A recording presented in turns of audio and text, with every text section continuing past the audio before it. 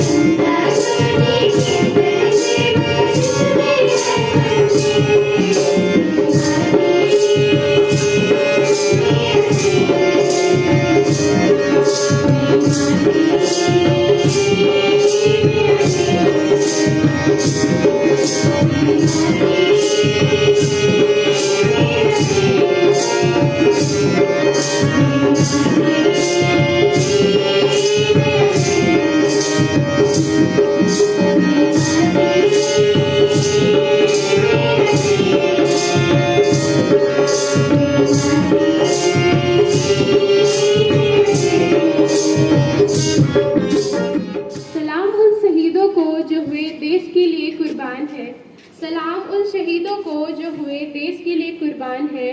सलाम उन शहीदों को जो आज़ादी के मोड़ पर रह गए गुमनाम है। सलाम उन शहीदों को जो आज़ादी के मोड़ पर रह गए गुमनाम है। मगर उन्हें पल पल याद करती मेरे भारत की मिट्टी, मगर उन्हें पल पल याद करती मेरे भारत की मिट्टी। तू महान है, तू महान है, तू महान है। यहाँ उपस्थित आदरणीय प्राचार्य महोदय, उपचार्य महोदया, श्रीमान मुख्य अतिथि जी, समस्त शिक्षकगण एवं समस्त विद्यार्थियों, आप सभी को मेरा सुप्रभात। मैं प्रियांगनी भारती, कक्षा 10वीं ब की छात्रा, आज मेरी माटी मेरा देश अभियान के संबंध में कुछ जानकारी देना चाहती हूँ। भारत को आज़ाद हुए 75 वर्ष पूरे हो गए हैं। इस 15 अगस्त 2023 को हमने अपना 76वां स्वतंत्रता दिवस मनाया। 15 अगस्त से पहले हमने 8 अगस्त को भारत छोड़ो अभियान की वर्षगांठ भी मनाई। भारत छोड़ो अभियान की वर्षगांठ के उपलक्ष्य पर भारत के प्रधानमंत्री श्री नरेंद्र मोदी जी ने मेरी माटी मेरा देश अभियान शुरू किया। भारत को आज़ादी दिलाने के लिए कई स्वतंत्रता सेनानियों ने कठोर संघर्ष किया। आज़ादी की यह लड़ाई सन 1857 में शुरू हुई और इसका अंत 1947 में हुआ। लगभग 90 वर्षों की इस लड़ाई में हमारे लाखों स्वतंत्रता सेनानी शहीद हुए, लेकिन हम उनमें से कुछ चुनिंदा लोगों को ही जानते हैं। परंतु स्वतंत्रता के संघर्ष में शहीद हुए प्रत्येक स्वतंत्रता सेनानी को श्रद्धांजलि और सम्मान देने के लिए मेरी माटी मेरा देश अभियान का आयोजन किया जाएगा। इसका आयोजन 9 अगस्त 2023 से 30 अगस्त 2023 तक किया जाएगा, जिसके अंतर्गत तरह तरह के कार्यक्रम आयोजित किए जाएंगे। इस अभियान के प्रथम चरण में भारत के प्रत्येक गांव, नगर पालिका व नगर निगम के लोग राज्य स्तर पर शामिल हुए। अभियान के तहत भारत के प्रत्येक गांव से मिट्टी लाई गई। इस मिट्टी को दिल्ली के कर्तव्य पथ पर बनी अमर वाटिका में उपयोग किया जाएगा। सभी भारतवासियों के लिए यह कार्यक्रम काफ़ी महत्व रखता है। जिस तरह से हम पिछले 75 सालों से अपनी आज़ादी के जश्न को राष्ट्रीय पर्व के रूप में मनाते आ रहे हैं, उसी तरह इस अभियान को भी हमने एक राष्ट्रीय पर्व की तरह मनाएंगे। मेरी माटी मेरा देश अभियान ने देश के नागरिकों को उन स्वतंत्रता सेनानियों के बारे में बताया जो भारत की आज़ादी की लड़ाई में शहीद होने के बाद गुमनाम रह गए। स्वतंत्रता की लड़ाई में सभी सेनानियों को सम्मान व श्रद्धांजलि प्राप्त हुई, पर कुछ सेनानी इनसे वंचित रह गए। परंतु इस मेरी माटी मेरा देश अभियान ने भारतवासियों के मन में प्रत्येक सेनानियों के प्रति सम्मान और देश के युवाओं के मन में राष्ट्र प्रेम की भावना को जागृत करने में महत्वपूर्ण भूमिका निभाएगी। धन्यवाद। जय हिंद, जय भारत। मैं दीक्षित भारत के निर्माण में अपनी भूमिका निभाने का संकल्प लेती हूँ। मैं अपनी वैश्विक मानसिकता के किसी भी निशान को मिटाने की प्रतिज्ञा करती हूँ। मैं हमारी समृद्ध सांस्कृतिक विरासत के प्रचार और संरक्षण पर गर्व करने की प्रतिज्ञा करती हूँ। मैं देश की एकता और एकजुटता के लिए प्रयास करने की प्रतिज्ञा करती हूँ। मैं अपने राष्ट्र के प्रति अपने कर्तव्यों और जिम्मेदारियों को पूरा करने की प्रतिज्ञा करती हूँ। मैं अपने देश के बहादुर दिलों के बलिदान का सम्मान करने और खुद को राष्ट्र की रक्षा और प्रगति के लिए समर्पित करने की प्रतिज्ञा करती हूँ। जय हिंद। एक मूवी देखता है और उसके बाद में उसको, ये बात 1993 की है, और उसके बाद उसके मन में इच्छा होती है कि मैं क्यों ना आर्मी को ज्वाइन करूं। और 1995 में आर्मी मेडिकल कोर में वो एज ए सोल्जर अपने आप को देश की सेवा के लिए प्रस्तुत करते हैं और 28 साल की विभिन्न स्थानों पर सेवाओं के पश्चात 2023 में वो रिटायर हो जाते हैं। ऐसी शख्सियत हमारे पास में साहू जी के रूप में यहाँ मौजूद है। मैं एक बार करतल ध्वनि से सब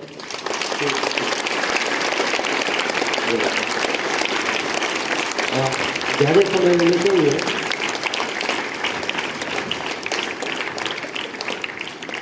मैं केवल एक बात कह के अपनी वाणी को विराम दूंगा और उसके बाद में श्री साहू जी को अपने एक्सपीरियंसेस के बारे में जो उनके सेवा काल में रहे हैं वो संक्षिप्त में शेयर करने के लिए आमंत्रित करूंगा। कि सितारों को तोड़ने वाली बात अक्सर कहावतों में और जुमलों में कही जाती है, लेकिन जब सितारे कंधे पर उतरते हैं तो उसके लिए अथाह मेहनत करनी पड़ती है। और इन सितारों को कमाने के लिए, अपने कंधों पर लगाने के लिए साहू जी ने जो मेहनत की उसका संक्षिप्त परिचय देने के लिए मैं उनको सादर आमंत्रित करता हूँ। जी साहू।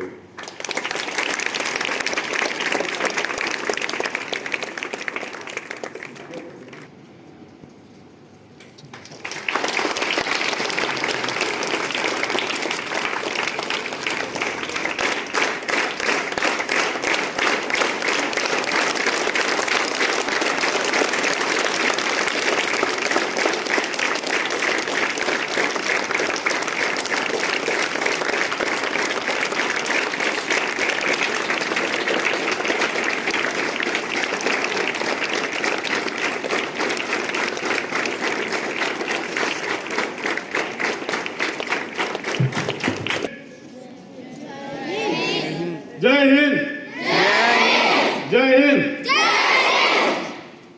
आदरणीय प्राचार्य महोदय, उपप्राचार्य महोदय और सभी शिक्षक और स्कूल की समस्त कर्मचारी और प्यारे स्टूडेंट, आज मैं अपने आप को बहुत सौभाग्य में समझता हूँ कि प्रिंसिपल सर ने मेरे को आज आप लोग के सामने खड़े होने के मौका दिए और मुझे इतने अच्छे से सम्मानित किए, इसलिए मैं हमेशा उनके आभारी रहूँगा। आज मैं ज़्यादा ना बोलते हुए मैं इतना बताता हूँ कि हमेशा हर किसी को एक अपना लक्ष्य होना चाहिए। अगर लक्ष्य होगा तो आप आगे जाके कुछ ना कुछ कर सकते हैं। ये नहीं कि हम आए, स्कूल में पढ़े, टाइम पास किए, जाके घर चले गए, लेकिन अगर लक्ष्य होगा तो कुछ आप प्राप्ति कर सकते हैं। आज की दुनिया में जो कल कितना सुअवसर दिन था हमारे लिए, कितना कड़ी मेहनत करने के बाद वैज्ञानिकों ने चांद पर अपना चंद्रयान पहुंचा दिए। और आप लोग अगर चाहे, अगर दिल में ठान लिए कि मैं आज यही करना है, तो ये जरूर प्राप्ति होगा। और जितने आज जो भी है, जो जितने वैज्ञानिक है, डॉक्टर है, सब कुछ किसकी देन है पता है आप लोग को? आप लोग के सामने जितने भी शिक्षक खड़े हैं उन्हीं की देन है।